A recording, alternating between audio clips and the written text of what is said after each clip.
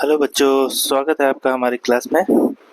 और आज हम पढ़ेंगे चैप्टर नंबर 2, जिसका नाम है force and law of motion. ठीक है, तो आइए शुरू करते हैं हम अपना चैप्टर नंबर 2। तो पहला डेफिनेशन है force. What is force? Force generally denotes push और pull. Force is an external cause which changes or tends to change the state of rest or uniform motion of a body in a straight line.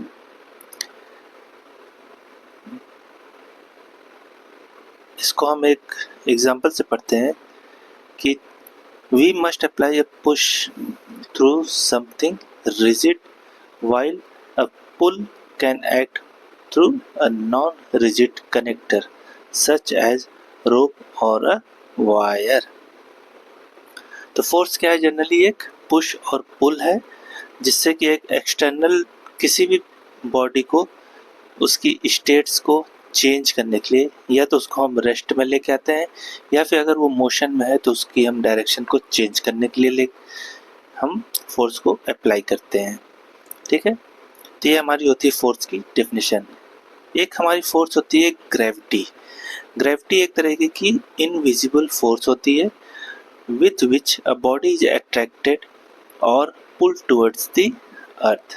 There is nothing attached to the body by which the force is applied. तो gravity एक invisible force है। इसको हम समझते हैं जैसे कि हमने कोई भी ऑब्जेक्ट को अगर ऊपर हवा में फेंका तो वो ग्रेविटी जो होती है अर्थ की, वो उसको अपनी तरफ अट्रैक्ट करती है, अपनी तरफ उसको खींचती है, तो जिससे वो वापस नीचे आती है। अब क्योंकि उसमें कोई भी हम स्ट्रिंग या कोई भी रोप उसमें बांधते नहीं है, तो वो एक इनविजिबल फोर्स है। ठीक है, तो ये हमारा होता है फोर्स की डिफिनेशन। डायग्राम से हम इसको समझते हैं फोर्स को। तो फोर्स क्या है? एक हमारा ये है पुश, जिसको हम एक रिजिड बॉडी पे अप्लाई कर रहे हैं आगे बढ़ाने के लिए। ठीक है, पुल को हम जनरली किससे करेंगे? किसी स्ट्रिंग के थ्रू करेंगे, जिससे कि हम उसको आगे की तरफ खींच सकें। तो ये होता है हमारा पुश और पुल का मिलिंग। ये आप डायग्राम से इसमें देख सकते हैं पुश और पुल का मतलब क्या है। ठीक ना, पुश मतलब जनरली में हिंदी में अगर हम कहें तो उसको धक्का देना, पुल मतलब होता है खींचना। ये होता है हमारा फोर्स। अब फोर्स के कुछ इफेक्ट होंगे, किसी भी एक ऑब्जेक्ट में फोर्स के कुछ इफेक्ट होते हैं। तो वो फोर्स के इफेक्ट क्या होते हैं? वो टोटल 4 टाइप के इफेक्ट होते हैं। तो हम वन बाय वन उसको हम पढ़ेंगे। ठीक है, तो जो पहला इफेक्ट होता है फोर्स का, किसी भी स्टेशनरी बॉडी को मोशन में फोर्स ले आता है। अगर कोई भी ऑब्जेक्ट एक जगह स्टेशनरी स्टेट पे रखा हुआ है तो उसको हम फोर्स के थ्रू उसको हम मोशन में ला सकते हैं। जैसे कि हम एग्जांपल से समझते हैं इसको कि a horse can make a carriage move by applying the force in forward direction. घोड़ा गाड़ी आपने सुनी होगी।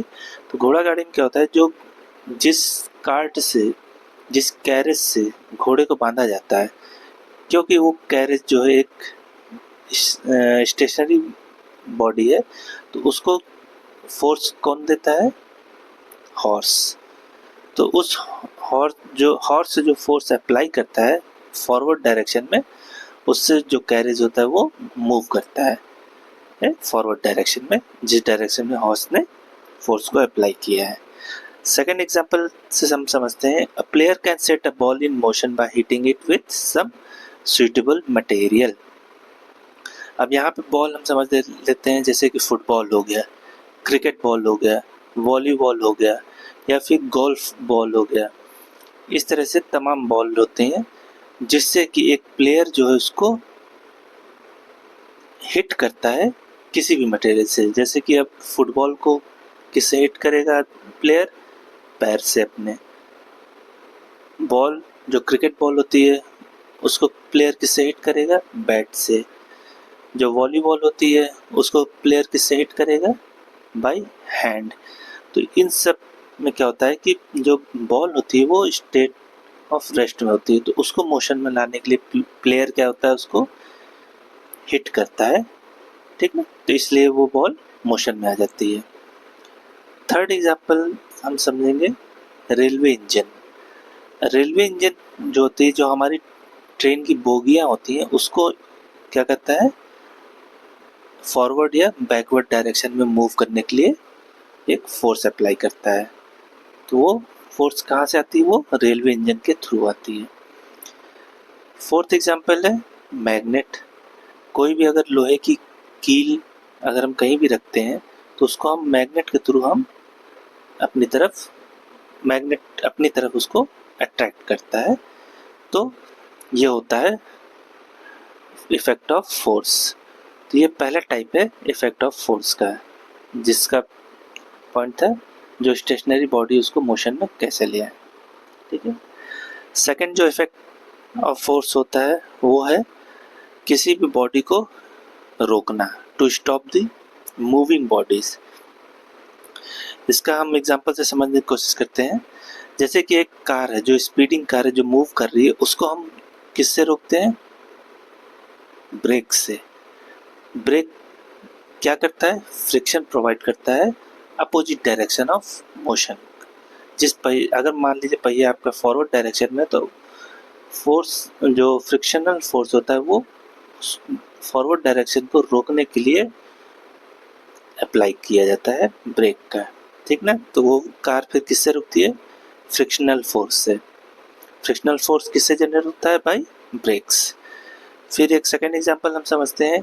कोई भी अगर बॉल, फुटबॉल अगर जैसे मूव करती है, तो प्लेयर उसको कैसे रोकता है, अपने पैर के थ्रू। या फिर अगर कोई प्लेयर नहीं है, आपने फुटबॉल को किक मारी, तो वो धीरे धीरे अपनी स्पीड को स्लो करता जाता है। वो स्लो स्पीड कैसे होती है, बाय फ्रिक्शन ऑफ, जो ग्राउंड से फ्रिक्शन जनरेट होती है उससे, ठीक है। तो फ्रिक्शन हमेशा जो है अपोजिट डायरेक्शन में ही जनरेट होती है, जिसके थ्रू वो बॉल धीरे धीरे उसकी स्पीड जो है स्लो डाउन होती जाती है। थर्ड एग्जाम्पल है, कोई भी अगर हम पत्थर जो है वर्टिकली हम ऊपर फेंकते हैं, तो वो फाइनली एक सर्टेन हाइट पे जाके फिर वो वापस नीचे आती है। वो किससे आती है, फोर्स ऑफ ग्रेविटी के थ्रू, ठीक है। तो जब वो ऊपर जाती है, वो धीरे धीरे स्लो होती जाती है। क्योंकि वो स्लो क्यों हो रही है, उसकी स्पीड, ग्रेविटी उसको अपनी तरफ खींचने की कोशिश कर रहा है। जब तक आपका जो फेंका हो, आपने जिस फोर्स से फेंका है उसको अपवर्ड की डायरेक्शन में, अगर वो ग्रेविटी के फोर्स से ज़्यादा है, तब तक तो वो ऊपर जाएगी। लेकिन वो धीरे धीरे उस फोर्स की जो इंटेंसिटी है वो कम होती जाएगी। तो फिर एक सर्टेन पॉइंट पे जाके वो फोर्स जीरो हो जाएगा जो आपके द्वारा फेंका गया है। फिर उसके बाद जब वो नीचे आना शुरू करेगी, तो वो ग्रेविटी के फोर्स से धीरे धीरे वो फिर नीचे आती जाएगी। तो ये होता है force of gravity of the earth, ठीक है। चौथा एग्जांपल हम इस समझते हैं कि एक जो पेंडुलम होता है, वो जो फ्रीली ऑक्सीलेटिंग पेंडुलम होता है, वो धीरे धीरे स्टॉप हो जाती है फ्रिक्शन ऑफ एयर की वजह से। तो ये हमारे 4 एग्जांपल हो गए, जो कि इफेक्ट ऑफ फोर्स के सेकंड टाइप है, to stop the moving bodies. Third हमारा क्या है effect of force, to change the speed और direction of a moving body. कि हमें अपनी स्पीड या फिर डायरेक्शन एक मूविंग बॉडी की चेंज करने के लिए हम फोर्स की ज़रूरत पड़ती है। तो इसमें सेम वैसे ही है। पहला जो एग्जांपल है प्रीवियस एग्जांपल से ही का ही है कि इसमें जो पत्थर जो ऊपर जाता है, तो वो अपवर्ड डायरेक्शन में जाता है, फिर उसकी जो डायरेक्शन डाउनवर्ड हो जाती है। तो वो किसके थ्रू होती है, फोर्स ऑफ ग्रेविटी के थ्रू। सेकंड है a car moving changes its direction when a force applied on its steering wheel। Car को हम लेफ्ट राइट किसके थ्रू ले जाते हैं, स्टीयरिंग व्हील के थ्रू। तो उसकी डायरेक्शन कैसे चेंज होती है, स्टीयरिंग व्हील के थ्रू जो हम फोर्स अप्लाई करते हैं उसके थ्रू। थर्ड एग्जांपल है कि a moving bicycle starts running faster when more force is applied on it's paddles. अगर हम स्लो पैडल मारेंगे तो साइकिल की जो हमारी स्पीड रहेगी वो स्लो रहेगी। अब हमें अगर उसकी स्पीड बढ़ानी है तो हमें पैडल पे ज़्यादा फोर्स लगाना पड़ेगा ताकि वो साइकिल ज़्यादा तेज़ भाग सके। आपने बचपन में ऐसा सब काम किया होगा। तो ये हमारे डे टू डे लाइफ से एग्जाम्पल से रिलेटेड है। ठीक है। फोर्थ जो हमारा एग्जाम्पल है वो द डायरेक्शन और speed of the football changes when player heads it. Football एक प्लेयर से दूसरे प्लेयर के थ्रू, अब ऐसा तो है नहीं सारे प्लेयर एक ही स्ट्रेट लाइन में है, कोई लेफ्ट साइड में है, कोई डायगोनल साइड में है, कोई राइट साइड में है, कोई बैकवर्ड साइड में है। तो उस फुटबॉल की डायरेक्शन को चेंज कौन करता है? Football player. ठीक है। तो या तो किक मार के करेगा या तो अपने हेड्स के थ्रू करेगा उस बॉल की फुटबॉल की डायरेक्शन को चेंज करने के लिए। तो ये हमारा हो गया third effect of force. Third effect of force क्या था? टू चेंज द स्पीड और direction of a moving body. अब हमारा फोर्थ जो इफेक्ट ऑफ फोर्स है वो है to bring about change in dimension. किसी भी बॉडी की डायमेंशन को चेंज करने के लिए। जैसे एग्जांपल से हम समझते हैं कि जो length of the rubber band है वो इंक्रीज होती है by stretching force is applied on it.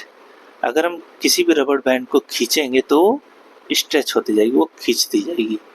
वो किसके थ्रू हो रही है? स्ट्रेच फोर्स के थ्रू। सेकेंड एग्जांपल है स्प्रिंग। स्प्रिंग भी सेम वही चीज़ है कि अगर हम स्प्रिंग को खींचते हैं तो स्ट्रेचिंग फोर्स के थ्रू वो इंक्रीज होती है, या फिर अगर हम उसको कंप्रेस करेंगे कंप्रेसिव फोर्स के थ्रू तो उसकी लेंथ जो होती है वो छोटी होती जाती है। थर्ड एग्जांपल है गोल्ड। गोल्ड में हम जितनी भी हैमरिंग करेंगे वो फ्लैट होती जाएगी, एक थिन लीफ का शेप ले लेगी। तो उससे क्या हो रहा है? एक मान लीजिए आपका वो गोल्ड अगर स्क्वायर शेप या क्यूब शेप में है तो उसको बाय हैमरिंग मीन्स हथौड़े से अगर हम उस पर फोर्स लगाएंगे तो वो जो गोल्ड का क्यूब या स्क्वायर है शेप है वो एक फ्लैट या थिन लीफ में शेप उसकी चेंज हो जाएगी। थर्ड है फोर्थ एग्जांपल जो हमारा है वो है एक वेट क्ले। वेट क्ले को हम किसी भी शेप में कैसे डालते हैं? आपने देखा होगा जैसे जो कुम्हार होता है वो मिट्टी से दिए बनाता है, मूर्ति बनाता है, तो वो फोर्स अप्लाई करके बाय हैंड्स के फोर्स के थ्रू अप्लाई करके उसकी अलग अलग शेप को देता है एक मिट्टी को। तो इसमें क्या लिखा है कि wet clays can be moulded into any shape by applying a force with hands. तो ये हमारे हो गए 4 टाइप के इफेक्ट ऑफ फोर्स। तो आप इसको नोट्स कर लीजिएगा अपने, ये एग्जाम पॉइंट ऑफ व्यू से इम्पोर्टेंट है। ठीक है। तो अब हम आगे बढ़ते हैं। जो हमारा अगला इसमें पॉइंट था वो था लॉज ऑफ मोशन। तो लॉज ऑफ मोशन में न्यूटन्स के 3 लॉज हैं, तो हम एक एक करके तीनों लॉज को कवर करते हैं। तो पहला हमारा जो लॉ है वो है न्यूटन्स लॉ ऑफ मोशन। तो न्यूटन्स लॉ ऑफ मोशन क्या कहता है, आइए देखते हैं। It states that every object in the universe will continue its state of rest or uniform motion in a straight line unless acted upon by some external force। कोई भी object, इस universe में कोई भी ऑब्जेक्ट है वो continue एक state of rest में रहेगा या फिर वो एक यूनिफॉर्म मोशन में रहेगा जब तक हम कोई भी एक्सटर्नल फोर्स उसमें अप्लाई ना करें उसकी स्टेट ऑफ रेस्ट को चेंज करने के लिए या फिर स्टेट ऑफ मोशन को चेंज करने के लिए। तो ये हमारा होता है Newton's first law of motion. अब यहाँ पे एक कंसेप्ट आता है इनर्शिया का। इनर्शिया क्या होता है? इनर्शिया एक का डेफिनेशन होता है the tendency of a body to continue in its state of rest और uniform motion in a straight line even when some external force act on it is called inertia. ठीक है। Inertia क्या होता है कि कोई भी बॉडी अपने तब तक रेस्ट या यूनिफॉर्म मोशन में रहेगी जब तक कि कोई एक्सटर्नल फोर्स उसमें अप्लाई ना किया जाए, उसकी इनर्शिया कि चेंज करने के लिए। तो न्यूटन्स लॉ ऑफ मोशन किससे आप कंपेयर कर सकते हैं? इनर्शिया से। ये डिफाइन करता है इनर्शिया को। हम इसको डायग्राम से समझते हैं। जैसे कि आप यहाँ देख रहे हैं कि एक फुटबॉल ग्राउंड में पड़ा हुआ, ये तब तक रेस्ट पोजीशन में रहेगा जब तक कि हम इसको अपने पैरों से किक ना मारें। जैसे ही हम इसको किक मारेंगे तो ये स्टेट ऑफ मोशन में आ जाएगा, ठीक है। फिर ये जो फुटबॉल जो स्टेट ऑफ मोशन में, जब ये जाके आगे नेट से टकराती है तब फिर वहाँ पे ये फुटबॉल जो है स्टॉप हो जाता है। तो ये स्टेट ऑफ मोशन से फिर वापस स्टेट ऑफ रेस्ट पे आ जाता है। तो ये हमारा हो गया Newton's first law of motion का एक एग्जांपल, ठीक है। तो Newton's first of law of motion में हमने आपको पढ़ाया था कि इनर्शिया के बारे में। तो इनर्शिया आगे हम देखते हैं कि वो 2 टाइप्स में डिवाइडेड है। तो आइए हम एक एक करके पढ़ते हैं टाइप्स ऑफ इनर्शिया। तो पहला है हमारा types inertia of rest. Inertia of rest क्या है? The tendency of a body to continue in its state of rest even when some external force is applied on it is called inertia of rest. Inertia of rest क्या है कि कोई भी body तब तक rest में रहेगी जब तक उस पर कोई एक्सटर्नल फोर्स अप्लाई नहीं किया जाएगा। तो उसको क्या कहते हैं हम? Inertia of rest. जैसे कि एग्जाम्पल से हम इसको देखते हैं कि मान लीजिए एक पेपर है, उसके ऊपर हमने किताबें रख दी हैं एक के ऊपर एक। अब हम अगर पेपर को सडनली खींच लेते हैं तो जो किताबें जो उसके ऊपर रखी हैं वो वही की वही रहेंगी, क्योंकि जो बुक्स हैं वो इनर्शिया ऑफ रेस्ट में है, तो वो मूव नहीं कर रही हैं, ठीक है। तो ये है इनर्शिया ऑफ रेस्ट। तो इसमें क्या लिखा है कि मान जो हमने बताया सेम चीज़ वही है। Imagine a piles of book मतलब कि बुक्स के भंडार, मतलब एक के ऊपर एक बुक जो रखे हैं बुक्स, वो एक पेपर शीट में। Imagine a piles of book placed on a sheet of paper. If the paper is suddenly pulled with a jerk मतलब झटके से, the books are left behind because of the inertia of rest, ठीक है। Second example है The passenger sitting in a bus fall backward when the bus suddenly start. आपने देखा होगा जब भी अगर आप बस से ट्रेवल कर रहे होंगे तो जब भी बस आगे अचानक बढ़ती है तो सारे पैसेंजर जो हैं पीछे की तरफ आ जाते हैं। क्यों आ जाते हैं? क्योंकि पैसेंजर, इसका रीज़न दिया है, आगे पढ़ेंगे।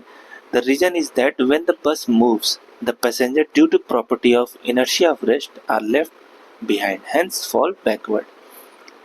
तो इसमें रीज़न क्या दिया है कि जब भी बस अगर आगे बढ़ती है तो क्योंकि जो पैसेंजर है वो इनर्शिया ऑफ रेस्ट के कारण रेस्ट पे हैं तो वो पीछे छूट जाते हैं और इसी कारण वो पीछे की तरफ गिर जाते हैं। थर्ड एग्जांपल है, आपने अपने घर में कभी कारपेट को टांग के उस पर डंडे से वार किया होगा काफ़ी बेरहमी से। तो उससे क्या होता है कि जितने भी कारपेट में धूल रहती हैं वो सब नीचे गिर जाती हैं। तो इसमें क्या लिखा है कि when a carpet is suddenly jerk the dust flies of because of the sudden movement the carpet moves but dust on account of the inertia of rest is left behind, ठीक है। तो इसमें क्या बोला गया है कि जब भी हम कारपेट को मारते हैं झटके से तो उसमें की जो डस्ट है वो गिर जाती हैं। क्यों गिर जाती हैं? क्योंकि जब हम उसमें डंडे से मारते हैं तो जो कारपेट है वो मूव करने लगती है और जो डस्ट है वो इनर्शिया ऑफ रेस्ट के कारण वो रेस्ट पे ही रहती हैं, इसलिए वो नीचे गिर जाती हैं। समझ रहे हैं आप लोग? इसको हम इनर्शिया ऑफ रेस्ट को एक और एग्जांपल से आपको समझाने की कोशिश करते हैं कि when the branches of trees laden with fruit are shaken the fruits fall down. आपने कभी अगर फल तोड़े होंगे पेड़ से तो उसके अगर हम डाल को हिलाते हैं तो सारे फल जो है नीचे गिर जाते हैं। क्यों गिर जाते हैं?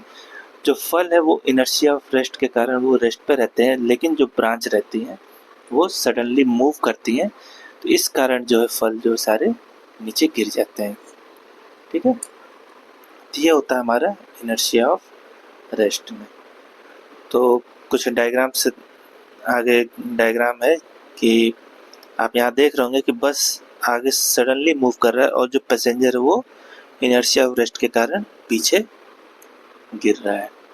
इसी तरह जो हमारा कॉइन आप यहाँ पे अगर आपको नज़र आ रहा होगा, तो अगर एक के ऊपर एक कॉइन रखा, अगर हम किसी भी मूविंग कॉइन से अगर हम इस पे हिट करते हैं तो नीचे का एक कॉइन आगे बढ़ जाता है और बाकी सारे कॉइन एक के ऊपर एक जो रखे रहते हैं वो उसी पोजीशन पे ही नीचे सरक जाते हैं। तो ये हमारा हो गया इनर्शिया ऑफ रेस्ट। सेकंड है inertia of motion. Inertia of motion क्या है? The tendency of a body to continue in state of motion in a straight line even when some external force act on it is called inertia of motion. कोई भी body तब तक state of motion में रहेगी straight line में जब तक कोई एक्सटर्नल फोर्स उसमें अप्लाइड नहीं किया जाए, तो वो होता है इनर्शिया ऑफ मोशन। समझ रहे हैं आप लोग? इसको हम एग्जांपल से समझते हैं कि a rider falls forward when a galloping horse stops suddenly. When the horse stops, the rider on account of inertia of motion continues moving and hence falls in forward direction। जब भी कोई आदमी घुड़सवारी करता है तो क्योंकि वो उस समय मोशन में रहता है, जैसे ही घोड़ा रुकता है आदमी क्योंकि इनर्शिया ऑफ मोशन के कारण वो मूव करता रहता है तो वो आगे की तरफ गिर जाता है। तो ये होता है हमारा inertia of motion. Second example है कि a running boy falls in a forward direction if he is tripped by a stone because the stone stops on its foot whereas the rest of the body continues moving forwards and hence the boy falls in forward direction। ऐसा अक्सर लोगों के साथ बचपन में होता है या फिर कभी कभी जवानी में भी हो जाते हैं। जब भी आप रोड पे चलते हैं या फिर खेलते समय बचपन में आपने पत्थर से टकरा गए तो आप हमेशा आगे की ही तरफ गिरते हैं। क्यों गिरते हैं?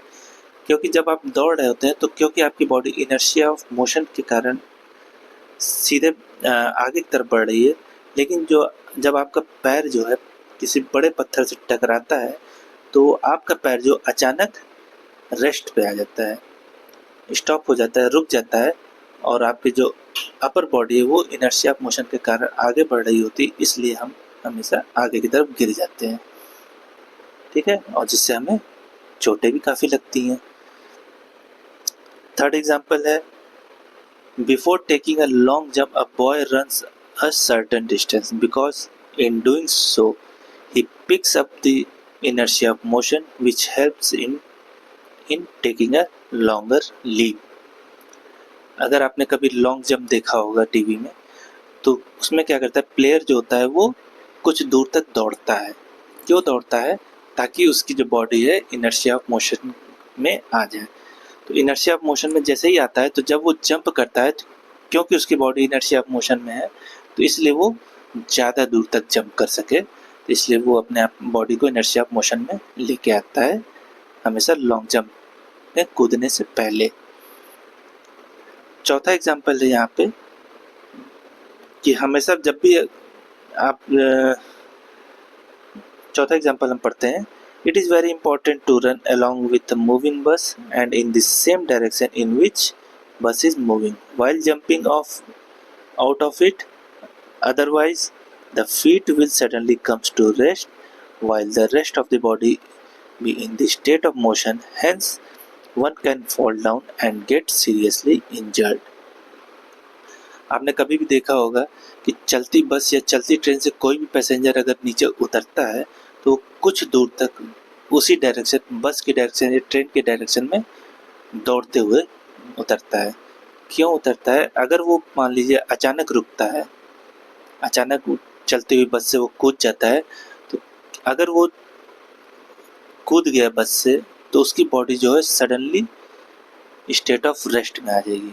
अब क्योंकि उसकी बॉडी मोशन होने के कारण जो अपर बॉडी होती है उसकी मोशन इनर्शिया मोशन के कारण आगे ही बढ़ रही होती है, लेकिन फुट के कारण जो हमारे पैर होते हैं उसके कारण जब सडनली अगर स्टेट ऑफ रेस्ट में आ जाती है तो उससे क्या होता है कि हम गिरने का हमेशा खतरा बना है, जिससे हमें काफ़ी गहरी चोटें भी लगती हैं। आपने देखे होंगे कभी भी, इसीलिए जब भी अगर कोई उतरता है तो वो हमेशा उसी डायरेक्शन में, बस या ट्रेन के डायरेक्शन में आगे थोड़ी दूर दौड़ते हुए फिर अब धीरे धीरे वो रुकता है, और जिसने भी अगर अचानक रुकने की कोशिश की वो हमेशा गिर जाता है, जिससे उसे काफ़ी गहरी चोटें लग जाती हैं। तो यहाँ पे हम देख सकते हैं इनर्शिया ऑफ मोशन के कुछ डायग्राम के थ्रू कि जैसे हम कार से अगर सफ़र कर रहे हैं तो अगर हमने अचानक ब्रेक मारा तो हमारी जो बॉडी है वो आगे की तरफ आ जाती है। क्यों आ जाती है? क्योंकि जो हमारी ये बॉडी है पूरी इनर्शिया ऑफ मोशन में रहती है।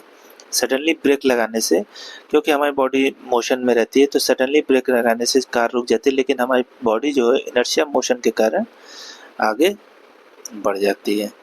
इसी तरह ये हमने लॉन्ग जंप वाला एग्जांपल आपको बताया था कि जो भी प्लेयर रहता है वो कुछ दूर तक रन करता है ताकि वो अपनी बॉडी को इनर्शिया ऑफ मोशन में ला सके और ज़्यादा से ज़्यादा वो दूरी जंप में कवर कर सके। तो ये हमारा हो गया इनर्शिया ऑफ मोशन। ठीक है, अब हम आते हैं न्यूटन्स के सेकंड लॉ में। तो न्यूटन्स का सेकंड लॉ क्या कहता है? It states that the rate of change of momentum is directly proportional to the applied force and takes the direction in which force is applied। इसका मतलब होता है कि किसी भी बॉडी के अगर मोमेंटम जो है, जो उसकी मोमेंटम की रेट ऑफ चेंज ऑफ जो मोमेंटम होता है वो डायरेक्शनली प्रोपोर्शनल होता है फोर्स के अप्लाइड, और उसकी डायरेक्शन भी उसी डायरेक्शन उसकी जो मूविंग वो उसी डायरेक्शन में अपना मतलब डायरेक्ट चेंज करता है जिस डायरेक्शन में फोर्स को अप्लाई किया गया है, लगाया गया है जिस फोर्स में। इसमें एक कंसेप्ट आपने देखा हैगा, ये आया है मोमेंटम। तो हम यहाँ पे थोड़ा मोमेंटम के बारे में आपको समझा देते हैं कि मोमेंटम क्या होता है। तो momentum is a force possessed by a body at some particular instant during its course of motion. तो मोमेंटम क्या है कि एक फोर्स है जो कि एक बॉडी जो है पोसेस करता है जब वो मोशन में रहती है।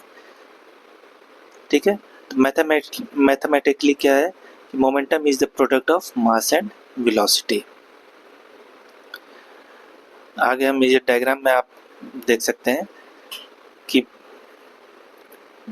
यहाँ पे डायग्राम में आपको समझाने की कोशिश किया गया है कि एक कार है जो इनिशियली इस पोजीशन में है जहाँ पे इसकी वेलोसिटी 0 है, इसकी मास 0 है और टाइम भी 0 है और लोकेशन भी, ये इसका एक इनिशियल पोजीशन पे है। अब इसमें जब हम फोर्स अप्लाई करेंगे तो इसकी पोजीशन कुछ चेंज होगी। ठीक है, तो फोर्स जो इसकी पोजीशन चेंज होगी वो किस कारण होगी? मोमेंटम के कारण होगी। तो जो इसके जो फोर्स है वो कितना अप्लाई हुआ है तो इसको कैलकुलेट करने के लिए हम लिखेंगे F इक्वल टू जो हमारी फाइनल पोजीशन है mass into velocity m1 v1 minus जो हमारा इनिशियल वेलोसिटी वो है m0 v0 अपॉन t1 माइनस t0। तो ये हमारा हो गया इसका जो हमने फोर्स अप्लाई किया उसका फॉर्मूला। ठीक है, अब क्योंकि यहाँ पे सेम ही बॉडी है तो इसकी मास जो है कांस्टेंट रहेगा, तो हमने यहाँ पे m1 जो m0 लिखा है इनिशियल और फाइनल में, यहाँ पे m1 इक्वल टू m0 है क्योंकि इसकी मास जो है सेम बॉडी का है तो इसलिए हमने m को कॉमन ले लिया, तो v1 माइनस v0 अपॉन t1 minus t0, hence force equal to mass into acceleration.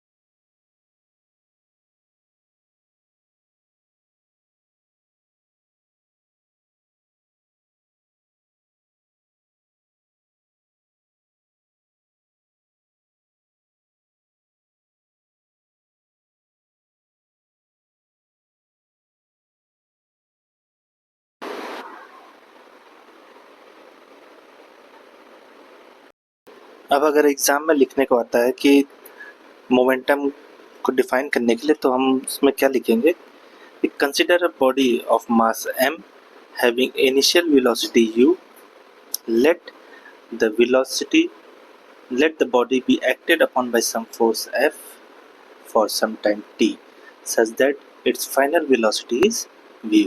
तो हमारी इनिशियल वेलोसिटी क्या होगी, हमारी इनिशियल वेलोसिटी होगी m u और फाइनल वेलोसिटी क्या होगी m v।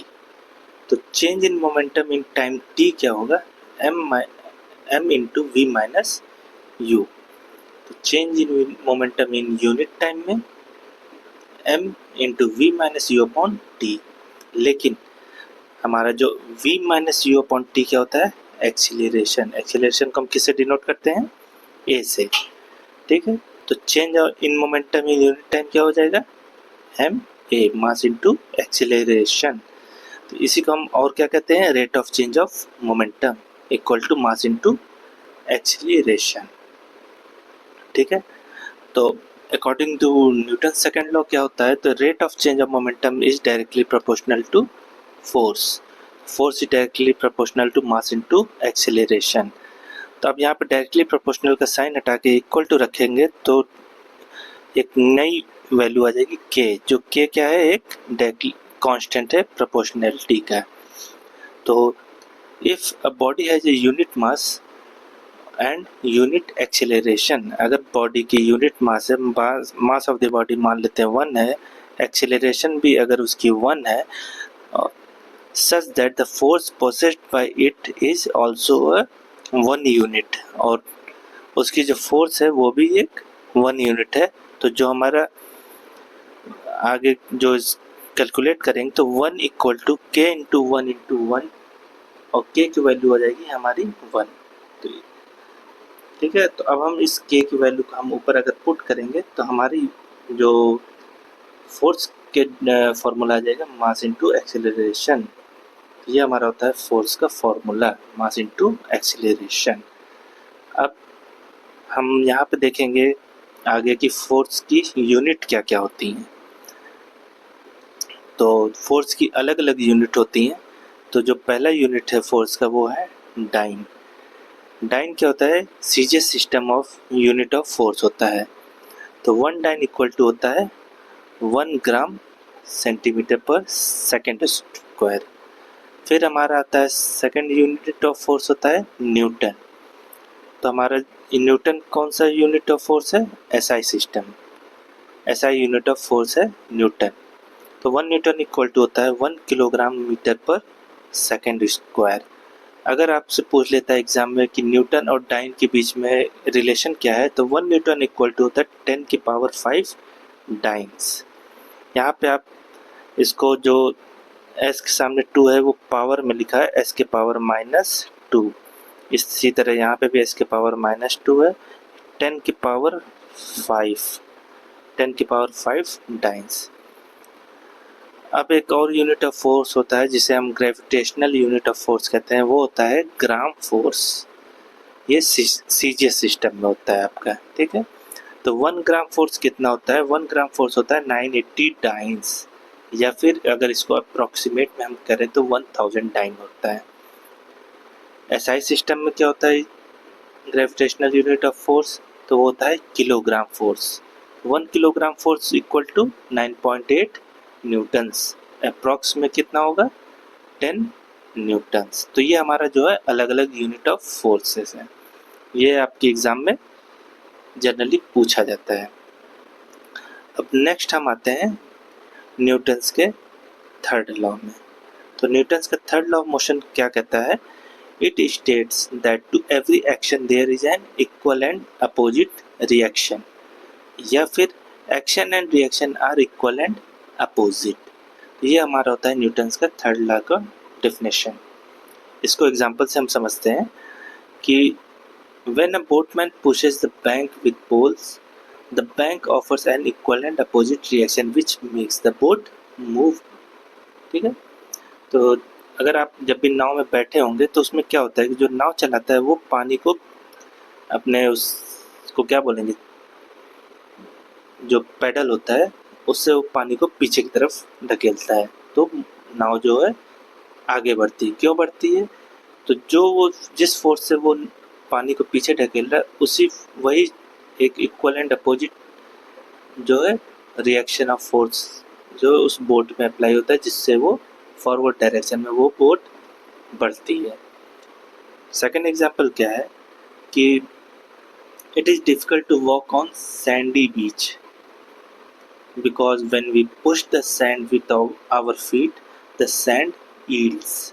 Thus, it does not react back with the same force. हमेशा आपने देखा होगा कभी भी अगर आप रेतीली जगह में चल रहे होंगे तो आपको वहाँ पे चलने में बहुत ही दिक्कत होती है। क्यों होती है?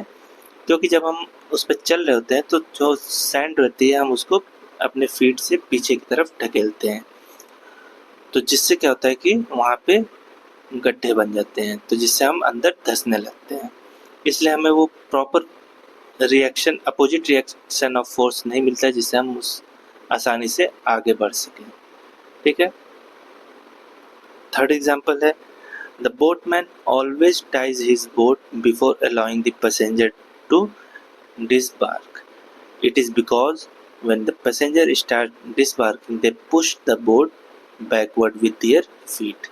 Since the boat is in water and the water yields under the impact of force, therefore boat has tendency to slide back in the water. ठीक है। तो इससे हमें क्या समझ में आ रहा है कि आप जब भी अगर देखे होंगे तो नाव को हमेशा बांध के रखा जाता है कभी भी अगर पैसेंजर को किसी को चढ़ाने से पहले। क्यों? क्योंकि जब भी उसमें पैसेंजर चढ़ता है तो वो बोट को पीछे की तरफ ढकेलता है, तो जिससे बोट जो है बैकवर्ड डायरेक्शन में मूव करता है और जिससे क्या होता है कि वाटर पे जो है कि एक इम्पैक्ट ऑफ फोर्स आता है, जिससे कि फिर वो वापस अपोजिट फोर्स बोट पे अप्लाई करता है, जिससे बोट फिर आगे बढ़ने पे बढ़ जाती है, जिससे हमें फिर पैसेंजर को चढ़ने पे दिक्कत होती है। तो इसीलिए हमेशा जो है नाव को बांध के तब उसके बाद फिर पैसेंजर को चढ़ाया जाता है। ठीक है। तो ये हमारा हो गया Newton's third law of motion.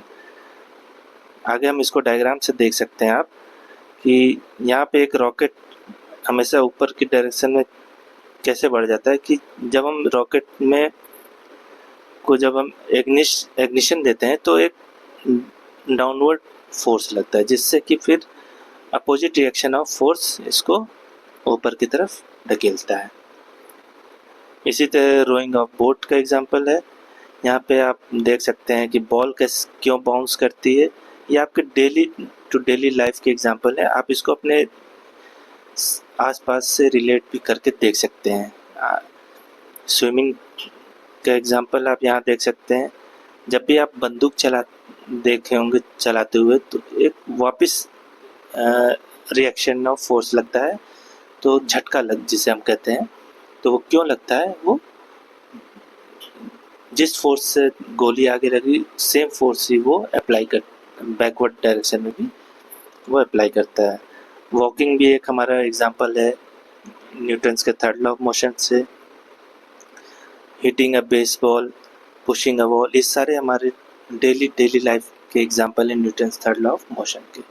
तो इसी के साथ हमारा जो चैप्टर 2 है force and laws of motion, ये हमारा ख़त्म होता है। अब हम आपको नेक्स्ट क्लास में मिलेंगे तीसरे चैप्टर के साथ। तो अगर आपको इसमें कोई भी प्रॉब्लम हो तो आप हमें कमेंट करके ज़रूर बताइएगा, और इसके न्यूमेरिकल से रिलेटेड अगर कोई भी डाउट हो तो आप कमेंट करिएगा, हम आपको इसके न्यूमेरिकल्स के सॉल्यूशन हम आपको इसके प्रोवाइड करवाने की कोशिश करेंगे जल्द से जल्द। तो आप हमारे चैनल्स को लाइक करिएगा, अपने दोस्तों के साथ शेयर करिएगा और सब्सक्राइब भी करवाइएगा। Okay, thank you.